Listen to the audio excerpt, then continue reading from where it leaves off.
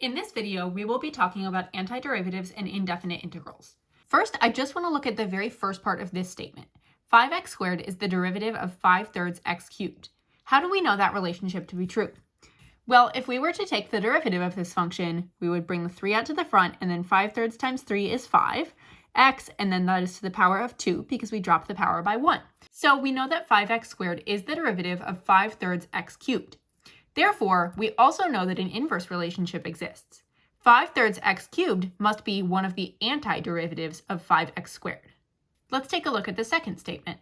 Cosine x is the derivative of sine x. If we were to take the derivative of sine x, we would get cosine x. So that's how we know that that relationship is true, by deriving. Therefore, sine x is an antiderivative of cosine x. So when we flip-flop the functions, we go from a derivative to an antiderivative. Let's take a look at these three down here. 3x squared is the derivative of x cubed. Therefore, x cubed must be one of the antiderivatives of 3x squared. However, 3x squared is also the derivative of x cubed plus 2.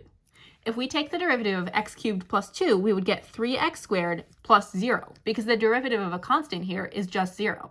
So 3x squared is the derivative of x cubed plus 2. This means that x cubed plus 2 is another antiderivative of 3x squared.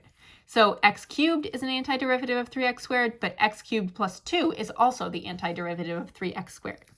And in this third one, we have that 3x squared is also the derivative of x cubed minus 1. If we take the derivative of this, we would just get 3x squared plus 0, because that negative 1, when we take the derivative of that, that's just 0. Derivative of a constant is 0. Therefore, x cubed minus 1 is a third antiderivative of 3x squared. Hopefully at this point, you're realizing that there are an infinite number of functions that have an antiderivative of 3x squared. If we have the function x cubed and we stick a constant, whether positive or negative, onto the end, that is going to make another antiderivative of 3x squared. So a function can have multiple antiderivatives. However, a function only has one derivative. The way that we represent this mathematically is that we say the antiderivative, or the indefinite integral, this is the indefinite integral symbol, of 3x squared dx, and that dx just means that x is our variable of integration. That is going to be equal to x cubed plus c. What this means is that the derivative of x cubed plus or minus any constant is equal to 3x squared. An indefinite integral is the same thing as an antiderivative. By indefinite, it just means that the integral doesn't have an upper and lower limit of integration. The indefinite integral, or the antiderivative of f of x dx, is an indefinite integral of the function f, and can be expressed as the antiderivative of f of x dx is equal to capital F of x plus c, where c is the constant of integration, just meaning that it could be any number. This relationship holds true when f prime of x is equal to f of x. So if we take the derivative of the function on the right-hand side, we will get this original function that we had right there. Now let's practice a few examples just by thinking about it. First, what is the antiderivative, or the indefinite integral, of 6 with respect to x? What this is really asking us is what function is going to produce 6 as its derivative. We know that that function is going to be 6x, because if we take the derivative of 6x, that's going to be 6. However, it could also be 6x plus 1, or 6x minus 4, because when we take the derivative of each of those, that's also going to be a 6. Since we can add any positive or negative constant to the end, we will write plus c on the end to represent that. The next question asks us what is the antiderivative of 4x with respect to x. This means what function will produce a derivative of 4x. Well, we know that it's going to be something x squared, because if the power drops by 1 when we take the derivative, the power is going to have to increase by 1 when we take the antiderivative. And then what coefficient do we need out there? Well, we need it to be a 2, because that's what's going to help us achieve that 4x. When we take the derivative of 2x squared, that will be 4x.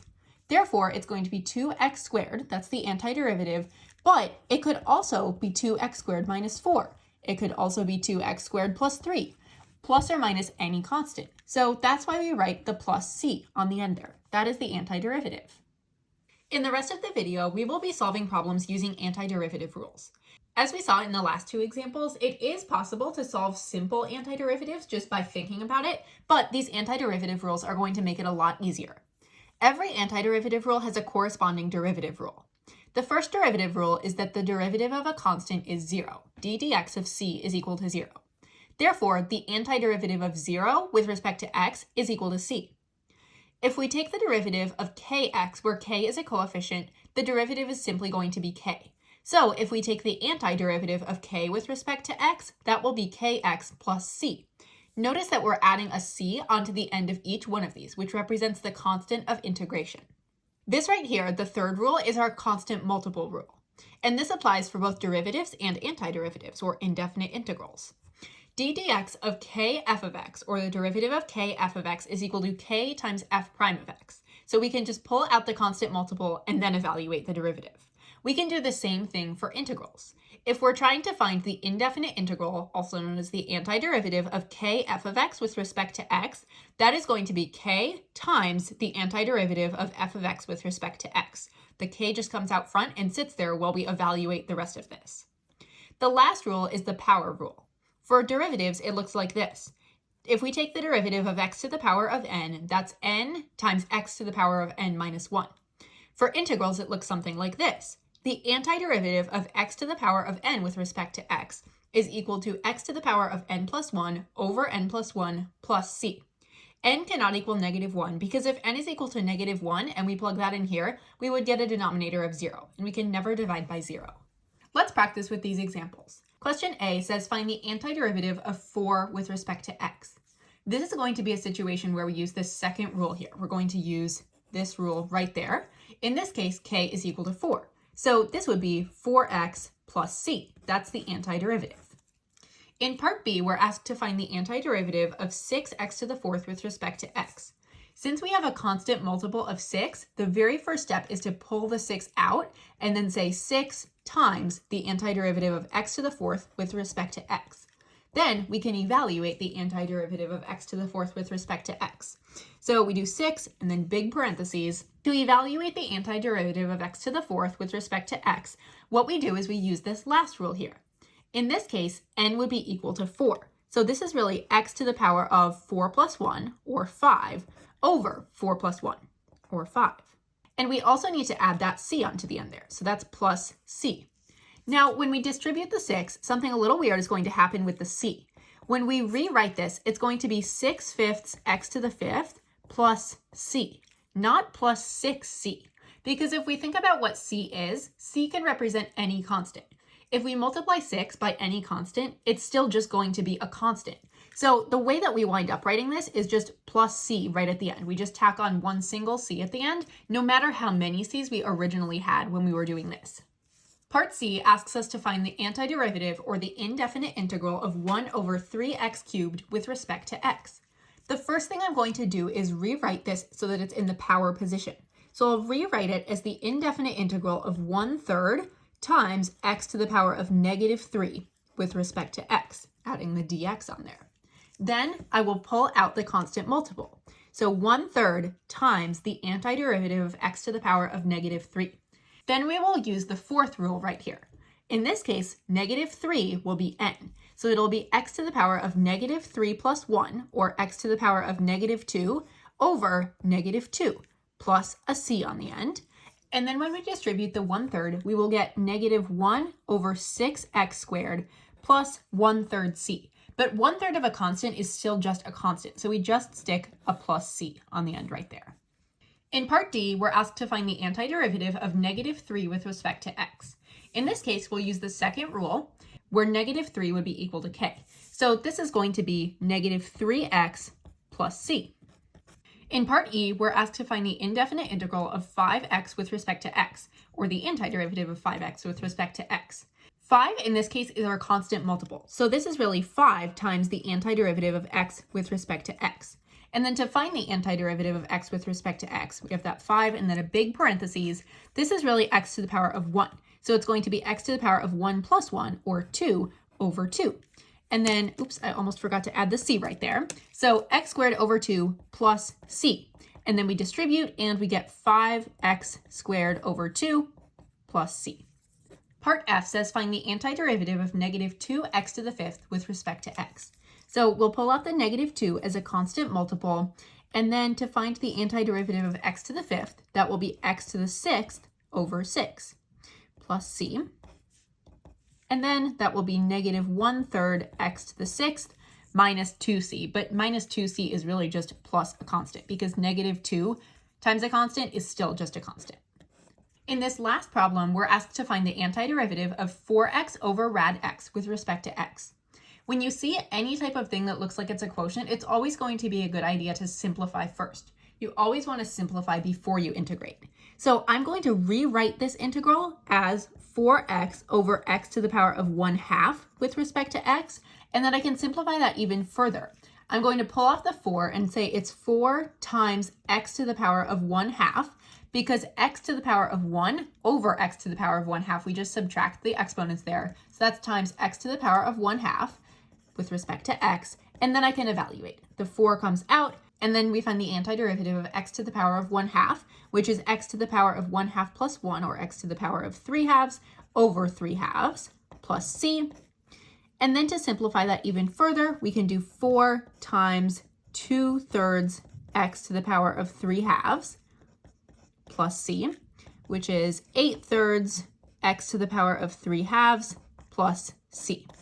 And depending on how your answer choices look, if you're on the multiple choice section of the exam, what you may have to do is you may have to rewrite x to the power of 3/2 as the square root of x cubed, or x rad x.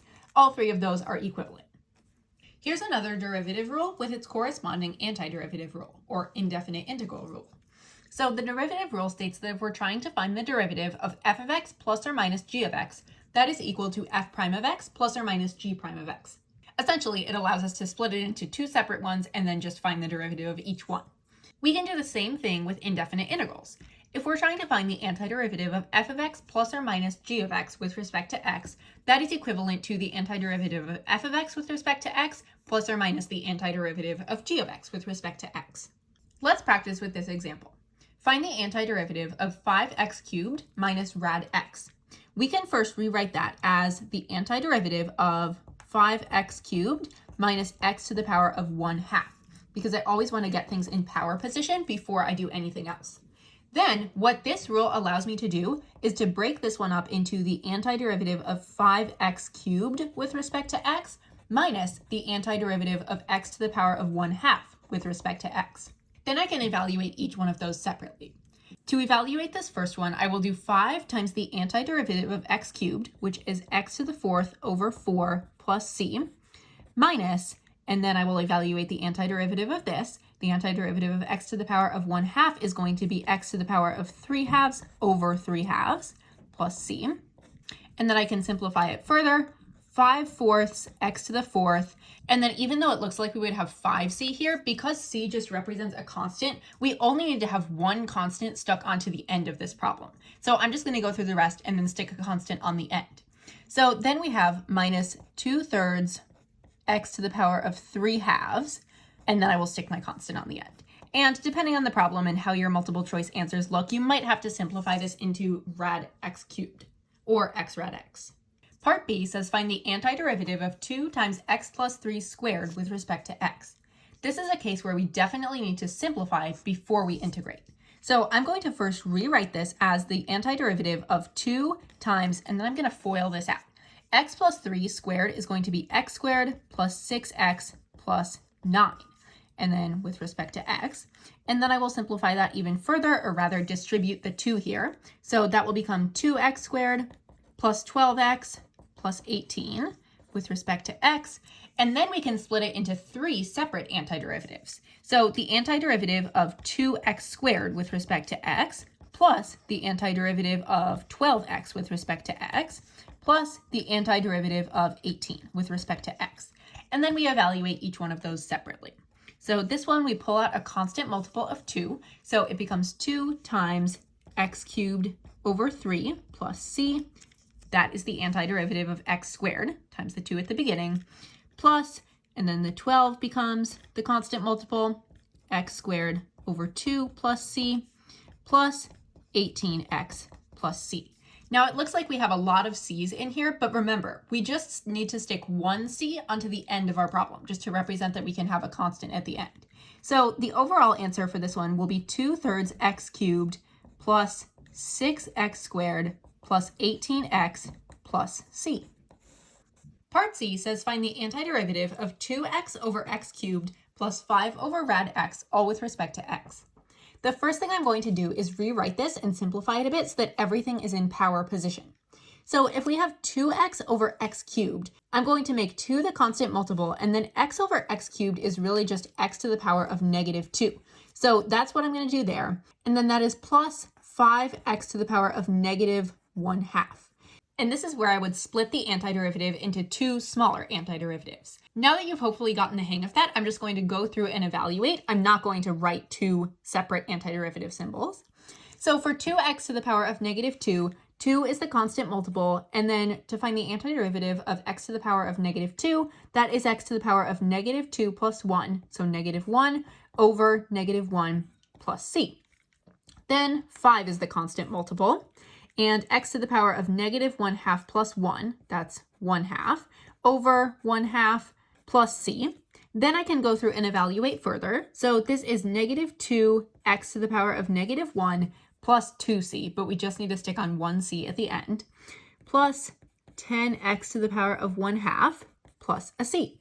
And this, if we want to simplify it even further, is negative 2 over x plus 10 rad x plus c. Part D says find the antiderivative, or the indefinite integral, of negative 4x to the 4th minus x squared plus 5 with respect to x. So I'm just going to go through and evaluate each one of these separately. The antiderivative of negative 4x to the 4th, to do that one, I'm going to bring the negative 4 out as a constant multiple, and then x to the 4th, the antiderivative of that is x to the 5th over 5 plus c, minus, and then the antiderivative of x squared, which is x cubed over 3 plus c, plus 5x plus c. Remember, we only need one c on the end, no matter how many we have in here, because no matter how many constants we have, if we add those up, there's still just going to be one constant. So now when we simplify, we'll get negative 4/5 x to the 5th minus 1/3 x cubed plus 5x plus c. In part E, we're going to simplify before we integrate, which is always the rule that we use. So I'm going to rewrite this as the indefinite integral of, and then what is x times x to the power of 1/3, or the cube root of x? Well, that's x to the power of 1 times x to the power of 1/3.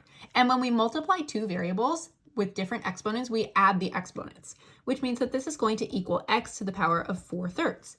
So x to the power of 4/3 plus, and then I'm going to make this 4/3 x to the power of negative 2, rewriting things in power positions with constant multiples to make that easier. Then to find the antiderivative of x to the power of 4/3, that will be x to the power of 7/3 over 7/3 plus c, plus 4/3 is my constant multiple, x to the power of negative 1 over negative 1 plus c. And then I can go through and evaluate, and I just need one c stuck onto the end of this entire thing.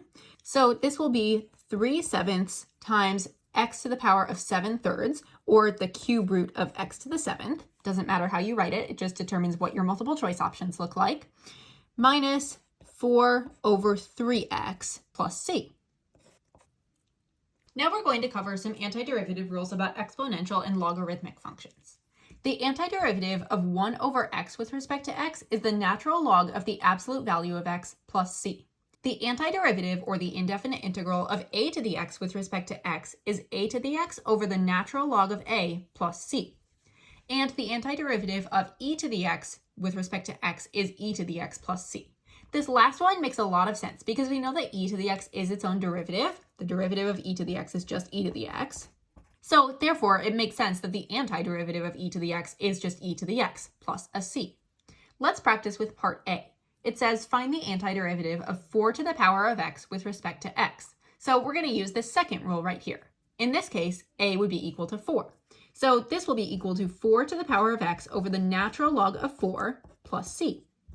Part B says find the antiderivative of e to the 4th plus e to the x with respect to x. This is one that we will need to evaluate these two terms separately. So we will do the antiderivative of e to the 4th with respect to x plus the antiderivative of e to the x with respect to x. Now, e to the 4th is just a number. It's just like 3 or 4 or 5. And if we were trying to find the antiderivative of 3 or 4 or 5, that would be 3x or 4x or 5x, all with a plus c at the end. So when we find the antiderivative of e to the fourth, that's just going to be e to the fourth x plus c. And then we find the antiderivative of e to the x, which is e to the x plus c. And remember, even though we have two c's in here, we just need to add on one c somewhere in our answer because a constant plus a constant is still just a constant. So therefore, the antiderivative will be e to the fourth x plus e to the x plus c. Part C says find the antiderivative or the indefinite integral of 7 over 3x with respect to x. Whenever you see one like this where you just have a single x in the denominator, you're always going to want to rewrite it as the indefinite integral of some coefficient, which in this case will be 7/3 times 1 over x. Because getting it into a format where you have 1 over x will allow you to use this top rule up here. Then 7/3 will act as a constant multiple. So then we'll have 7/3 times the antiderivative of 1 over x, which is the natural log of the absolute value of x plus c. And then that will just be 7/3 times the natural log of the absolute value of x plus c. And we don't need to write 7/3 c because 7/3 of a constant is still a constant. Part D says find the antiderivative of 4x squared minus 6 over x with respect to x. So first, I'm going to rewrite this one because whenever we see a quotient, you always need to rewrite or simplify. I'm going to rewrite it as the antiderivative of 4x, just 4x, because if we have 4x squared over x, that's just 4x, minus 6 over x, all with respect to x. Then I can take the antiderivative of each one of those separately. For the first term, 4x, 4 acts as a constant multiple, and then it's x squared over 2 plus c. For the second one, negative 6 will act as a constant multiple. And then if we have negative 6 over x, that's really negative 6 times 1 over x. So the antiderivative of 1 over x is the natural log of the absolute value of x plus c. Then I can just simplify. And there's my answer. The last category of antiderivatives that we'll talk about is antiderivatives of trig functions. Now, this looks like a massive list of antiderivatives, and you do need to memorize all of these. However, you're actually going to know a lot of them intuitively just from your derivative rules. For example, if we think about this first one, the antiderivative of sine x with respect to x is negative cosine x plus c. What would the derivative of negative cosine x be? Well, derivative of cosine x is negative sine x, so then we have negative sine x, and that makes perfect sense because sine x is the one that's over here, and then we just added the plus c to the end. And then these 4 rules in the middle, these are new ones that you are just going to have to memorize, but then your derivative work is also going to help you out with these last 4. For example, if we're asked to find the indefinite integral of cosecant squared of x with respect to x, the way that you could figure out that that is going to be negative cotan x is because you know that negative cotan x, if we were to take the derivative of negative cotan x, well, derivative of cotan x is negative cosecant squared x. So if we want to have the cosecant squared of x over here, that means that we're going to need a negative cotan x over here. So even though this is a very long list, there are simple ways that you can figure these out using your existing derivative knowledge. I'm not going to read through all of these for time, but if you want to pause it here and take a look, you can. Let's practice with part A, which says find the antiderivative of 3 sine of x minus secant squared of x with respect to x. First thing I'm going to do is pull the 3 out as a constant multiple, and then that's going to be 3 times the antiderivative of sine of x minus the antiderivative of secant squared of x. And then to find what the antiderivative of sine of x is, we have to think what function produces a derivative of sine x. Well, we know that cosine x produces a derivative of negative sine x. Therefore, negative cosine x will produce a derivative of positive sine x. So this is negative cosine x plus c. And then what produces a derivative of secant squared x? Well, if we take the derivative of tangent x, that's going to produce a derivative of secant squared x. So this will be minus the tangent of x plus c. And then we can just rewrite using just a single c. So this will be negative 3 times the cosine of x minus the tangent of x plus c. That's the antiderivative. For the second one, the antiderivative of cotan x plus tan of x with respect to x, we're going to have to use these new rules up here. So for cotan, the antiderivative of cotan x is the natural log of the absolute value of sine of x plus c. So that's what I'm going to copy down. And then to find the antiderivative of tangent x, that's another one of our new rules. The antiderivative of tan x is equal to the natural log of the absolute value of cosine x plus c. So instead of having a plus there, I'm just going to have a minus, and then it will be minus the natural log of the absolute value of cosine x plus c. And then we only need to have one c in here. So that is really equal to the natural log of the absolute value of sine of x minus the natural log of the absolute value of cosine of x plus c. Part C says find the antiderivative of 5 to the power of x plus the secant of x with respect to x. First, we're going to find the antiderivative of 5 to the power of x. That is going to be 5 to the power of x over the natural log of 5. And then to find the antiderivative of secant x, we look up here, what's our antiderivative for secant x? Well, it is the natural log of the absolute value of secant x plus tan x plus c. And I forgot to write a plus c on the end of this one. So plus c plus the antiderivative of secant x. And that is really equal to 5 to the power of x over the natural log of 5 plus this plus a c. Last one, antiderivative of cosecant squared of x with respect to x. This one is one that we can probably just think about. So what function produces a derivative of cosecant squared of x? Well, we know that the cotan function would produce a derivative of negative cosecant squared of x. So if we're trying to find the antiderivative of cosecant squared of x, that will be negative cotangent of x plus c. All of the problems that we have been solving so far have produced a general solution, which means that we have a c or a constant in our answer. For example, f of x is equal to 3x cubed plus c. But there's also something called a particular solution, an example of which would be f of x is equal to 3x cubed plus 5 plus a specific number. A particular solution does not include the constant of integration. It has an exact number. So we've always been solving for the general solution. But to solve for the particular solution, you must know the value of f of x for one value of x. Let's take a look at an example. It says find the particular solution of f prime of x is equal to 1/3 x squared minus 9x that satisfies the initial condition f of 0 is equal to 4. The first thing that we need to do is find the general solution. We need to find the general solution in order to find the particular solution. If we find the antiderivative or the indefinite integral of f prime of x with respect to x, that is going to give us regular f of x plus any constant of integration. So let's do that. So we will find the antiderivative of, and then we know that f prime of x is 1/3 x squared minus 9x with respect to x. And then we just need to evaluate that. 1/3 is our constant multiple for the first one, and then the antiderivative of x squared is x cubed over 3 plus c minus 9 is the constant multiple, 9 times x squared over 2 plus c, and then we can simplify that. So now we have our general solution for f of x. We know that f of x is equal to 1/9 x cubed minus 9/2 x squared plus c. How can we solve for c though? Because in order to find a particular solution, we needed to have a value for c. Well, what we can do, we know that f of 0 is going to be equal to 4. So let's go plug in 0 for every value of x. And then we know that f of 0 is equal to 4. So now we have 1/9 times 0 cubed, which is just 0, minus 9/2 times 0 squared, which is just 0, plus c is equal to 4. So when we solve that equation, we just get that c is equal to 4. Now we can rewrite f of x with 4 in place of c, and that will be our particular solution. That is the particular solution. Here's another way that this type of problem might be represented. If dy dx equals 2x squared plus x minus 3 and y passes through the point 3, 18.5, find the particular solution of the differential equation that satisfies the initial condition. Here we're going to do what's called separation of variables, and we're going to cover this much more heavily in chapter 7, but this is just a very brief introduction to it.